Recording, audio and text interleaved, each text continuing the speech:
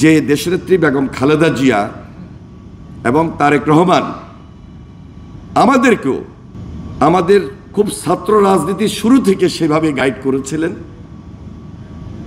এখনো করছেন। ভবিষ্যৎ বিএনপি এখনকার মতো যে ট্রেন্ডে চলছে এখান থেকে ঘুরে দাঁড়াবে আমার বিশ্বাস ইনশাআল্লাহ। আমাদের সালাম তালুকদার সম্পর্কে বলে শেষ করা যাবে না, সারাদিন বললেও শেষ হবে না। আমি মঞ্চে যারা আছেন তাদের কারোর নাম বলি নাই। যদি সালাম তালুকদার থাকতেন, আর যেভাবে আমরা মঞ্চে যারা থাকেন বাই সিরিয়ালি সবার নাম বলতে থাকি এবং সামনেও সবাইকে পরিচয় করিয়ে দিই একটা মিটিং চলাকালীন, এটা সালাম তালুকদার কখনো পছন্দ করতেন না।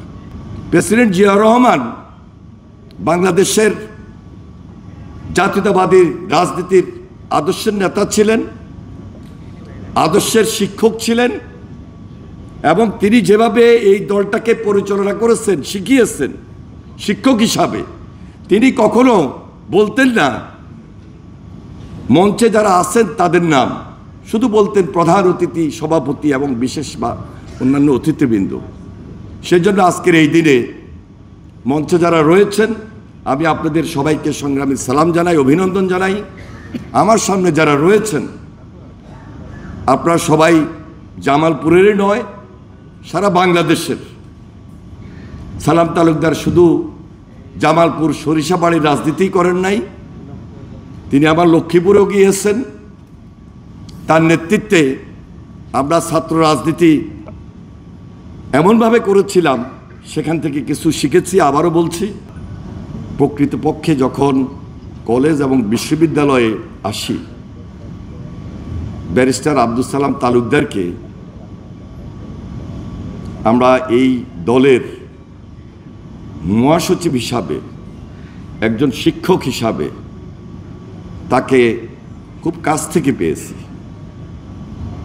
ওই কাছ থেকে পাওয়াটাই 90-এর গণ অভ্যুত্থানে যে আমরা লক্ষ্যে পৌঁছা, 90 গণ অভ্যুত্থানে আমাদের আন্দোলন সংগ্রামে আমরা রেজাল্ট আদায় করে নেওয়া, এরশাদের পতন হওয়া, পরবর্তীতে নির্বাচন হওয়া এবং নির্বাচনের মধ্য দিয়ে বিএনপি ক্ষমতায় আসা এবং দেশনেত্রী বেগম খালেদা জিয়া প্রধানমন্ত্রী হয়ে মন্ত্রী পরিষদ গঠন করা এবং তার নেতৃত্বে যে 5 বছর বিএনপি ক্ষমতায় ছিল, এখনো বলা হয় বিগত কয়েকটি বছর যে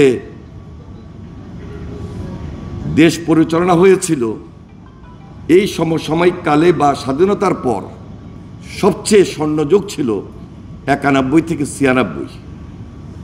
এবং সে সময়ে রাজনীতি, সে সময়ে দেশ পরিচালনা, সুশাসন প্রতিষ্ঠিত করা, দেশের নেতৃত্ব দেওয়া, এটা কিন্তু স্মরণীয় ছিল।